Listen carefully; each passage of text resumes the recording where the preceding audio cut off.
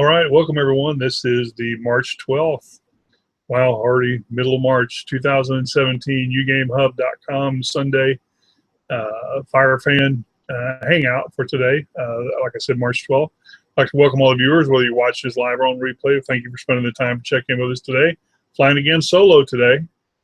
Both Richard and John have other things they're busy doing with family and this weekend, and like a lot of people, and so I get to fly solo, but we'll make it quick and sweet. Got a lot of good information here to give you guys, here at Firefan, and the bracketology that's starting today with Selection Sunday. So grab that coffee or that margarita and or wine or wherever you're at, and let's sit down and we'll start going over this.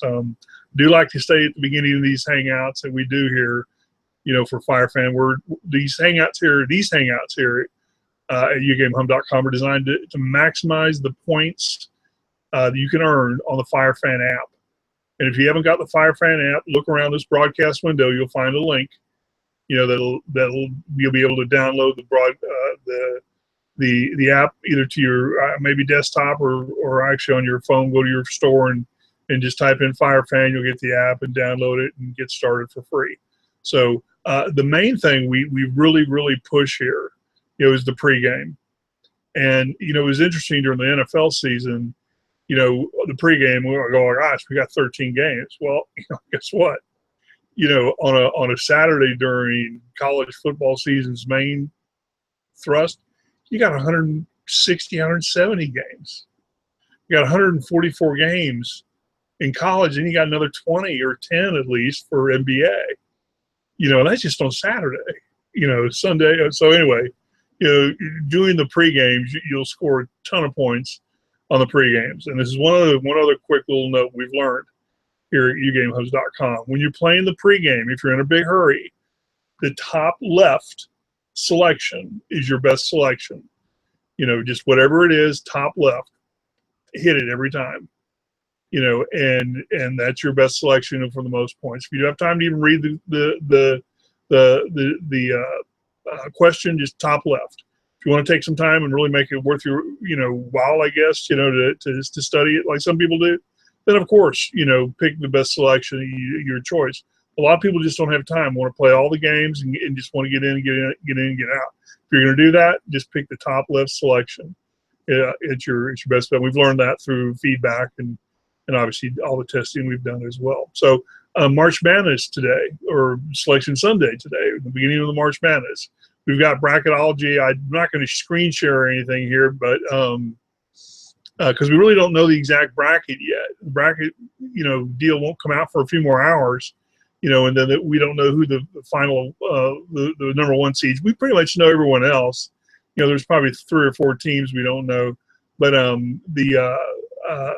the whoever wins some of these games that are going on right now, just a couple, Kentucky, which is a real good game going on right now, Arkansas. That's already pretty much set. Both those teams are already in. So anyway, in different brackets though. So I want to go over a couple quick teams here and tell you. Then at the end, I'm going to tell you my final 4. Now, if the brackets turn out the way they're supposed to, I'm going to give you some sleeper teams right now to look at. Now, I don't think these teams are going to make it to the Final Four, but they are going to be upsets. You can play, different wagering entry money lines to points to totals, whatever you want to play. But these teams, look out for these teams because these are really sleeper teams. One of the interesting things too, and I'm kind of an analyst by nature, my background and profession, and so I like studying a lot of stuff and getting into the idiosyncrasies, of how the actual program works, then the teams and so forth. Then we've always thought about, wow, 64 teams. Well, really 64 teams isn't that a lot, and when you got 160 different teams and you're only picking 64, there's a lot of teams left out of here. Now, could they compete with these teams? That's the big question. On a given day, probably some of them could do very well, but consistently, do they belong in this bracket? No, that's why they got the NIT. And there's nothing wrong with the NIT. That's just hey, some years that's the way things roll, and some programs that's the pinnacle. So anyway, it was interesting to me to do the research that I've been doing over the last few weeks and recognizing, oh, there are only 64 teams on this, minus the playing games. And that's really, when you look at the whole field, it's not a lot. Okay, here's some sleeper teams I got. The first one is West Virginia. Take a look at West Virginia. I think they're gonna make it to the Elite Eight, possibly. If they can go further than that, they actually could. But we'll see what happens there. But West Virginia is one of my sleeper teams. Dayton is another sleeper team. They're an aggressive and they're a good playing team. They play very well together. They've had some decent competition this year, so don't worry about their schedule. They can go up against just about anybody. I don't know who the bracket I'm looking at has them playing Wichita State as a number 8 seed, Dayton number 9. I see Dayton winning that one, but they got North Carolina after that. I don't know if they can get by them. Maybe not. I don't know. North Carolina is not a team like they have been of recent, but they've got a couple good guys on that team. One of them, my daughter played against this. I can't remember the kid. He's from Tomball, Texas, and it's funny part about it. His cousin, which my daughter played against, she plays exactly the same way. Same mannerism, kind of hunched over, long strides. The girl did the same thing. And but she was a good player, cute kid. So anyway, it was a lot of fun. My daughter and her, played even. So it was really good. But it was a good workout, for both of them. Anyway, I'm not sure how far North Carolina will go. Personally, I like to see them go far, but we'll wait and see what happens on this bracket. But they're not the team, just like Kansas isn't this year, like their normal bad. Now, I can tell you how Kentucky's playing it today. I'm not watching it now, but I've got all these different screens going on here. But it's we might listen to it here in just a minute. But the Kentucky looks pretty good, and I think they're one of these things. And we'll get to Duke here, and we'll talk about Duke here in a minute. But these good coaches know when to peak these teams, and yeah, they give a hoot during the regular season. They want to win their conference champion, win their conference, but they're more interested in peaking at the right time. And a lot of these teams like Duke, Kentucky, with all these kids that, Calipari knows that, the education and these kids bow out in the second round. They're going to remember that. They're not going to have a good feeling coming back next year. They make it to the Final Four. Oh yeah. They're going to, as young kids like that, they're going to want to get back, just like this senior is doing.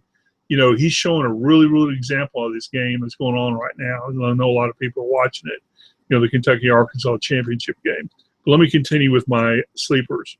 Another good sleeper I like, I know they're going to make it into the tournament, they're already in, is Middle Tennessee. I think Middle Tennessee, they're playing Iowa State. I think they can beat Iowa State. It's going to be a big money line. It's going to be a big, upset, if they're able to pull it off. I'd certainly take the points, on that if you're going to play that. Get a little bit off track here, but anyway, Middle Tennessee State or Middle Tennessee is a good sleeper team as well. And the last two teams are really, really good teams. I really like, and they're both into all these teams. These sleeper teams are in different brackets. So you got a sleeper team in a different bracket. So when you're filling out your bracket, remember these teams, and I'll go over them one more time here in just a minute. But the last two teams are Michigan State and Oregon. Oregon really wouldn't be considered a sleeper team. They're a 3 seed. I think Michigan State's 10, a number 10 seed.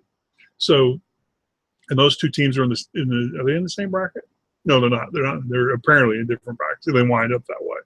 I think it's going to be interesting how the bracket really.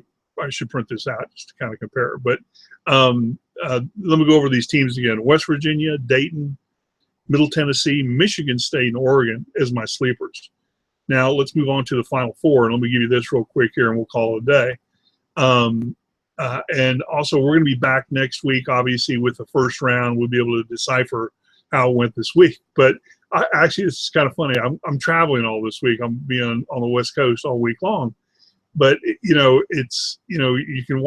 I can remember when I used to work for other people many years ago, and as a athlete, and a young person, I'd be watching the game. Back then, you didn't have cell phones or anything like that. Bring into your office, but we'd have mini TVs. We'd bring in handheld TVs where he'd watch the games and listen to the games, you know, be going on 2 o'clock on a Thursday, you know, noon on a Wednesday. You know, yeah, it was a lot of fun. But those days have long since passed. Anyway, here we go with the Final Four. These are the 4 teams I think will make it into the Final Four: Kentucky, Duke, Gonzaga, and Villanova. Only 2 of those are #1 seeds, or predicted #1 seeds. But those teams, Kentucky, Duke, Gonzaga, and Villanova, assuming they're all in different brackets, which my sources tell me that's where they will be in different brackets. Those 4 teams are my selection to the NCAA Final Four. So it should be a lot of fun, and we'll go over a lot more of it next week and break it down. But just remember this, you know, playing the Firefan app. When you get into playing this Firefan app, you got to play all of the pre-games. Play the pre-games and rack up those points. Play every single game, the pre-game. Don't worry about whether you're going to watch the game or not. Just play the pre-game and click the top left corner selection every time. If you're in a real big hurry, don't want to read the question. You know, that way you can get through them all. Your points will rack up so fast, your head will spin. You know, and and very few people are doing it because people don't have the time to do it. You know, believe it or not. But as this app gets more popular and popular, the people with the highest points, you know, and I can see them changing this point system here, you know, in the not too near future, where they're not going to award so many points. That's just my opinion. It's one of the few apps that want to reverse it, you know, instead of multiply it. So we'll see how that goes. And then we got soccer coming up and NBA finals. So we're going to be here in just a few short weeks as well. And then we got some other sports that are going to play in there as well. I plan on going to the Kentucky Derby this year, but I don't know whether they're going to have that or not. We'll see. Hopefully, if they do, it'll be fun. Anyway, thanks for checking in with us today. Again, this is the March 12th uGameHub.com Google Hangout for the Firefan app. And we enjoy you visitors checking in with us today, whether you're watching us live on replay or even possibly listening on one of the internet radio stations we broadcast on over the internet. Thanks for taking the time and checking in with us today. Hope we gave you good little information there about the bracketology. The selection committee is going to announce the 64 teams plus the playing games here in about 2 or 3 hours from now. Good luck with your bracketology. And here are my picks one last time, or our picks, you know, from the uGameHub website. The sleeper teams we like are West Virginia, Dayton, Middle Tennessee, Michigan State, and Oregon. Those as upset teams to create havoc in your brackets. The final 4 teams that'll make it to, we feel the final 4 teams that'll make it, you know, to the NCAA Final Four championship will be Kentucky, Duke, Gonzaga, and Villanova. So again, good luck with your brackets. From John and Richard, myself, thanks for checking in with us today. We'll see you back next week. And we'll be under the first round of the NCAA. So we'll be down to, I think, 16 teams, Elite 16 then. So until then, stay safe, and we'll look forward to seeing you next week. Thanks for checking in. Take care.